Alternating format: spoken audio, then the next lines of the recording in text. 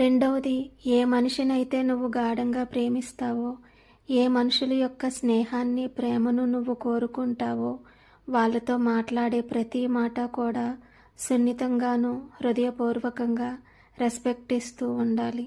ఎప్పుడైతే నువ్వు నోరు జారి ఏదైనా పరుషంగా మాట్లాడితే, ఒక్కసారి తారతమ్యం వచ్చినప్పుడు బంధం మధ్య అది దృఢంగా ఉండదు.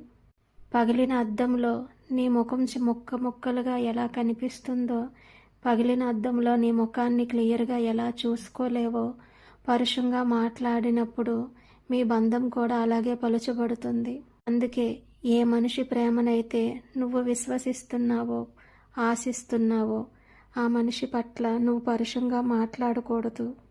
తెగే వరకు విషయాన్ని ఎప్పుడూ తీసుకెళ్లకుండా సామరస్యంగా, ప్రేమతో, సున్నితంగా హ్యాండిల్ చేసుకోవాలి. నువ్వు ఆశించే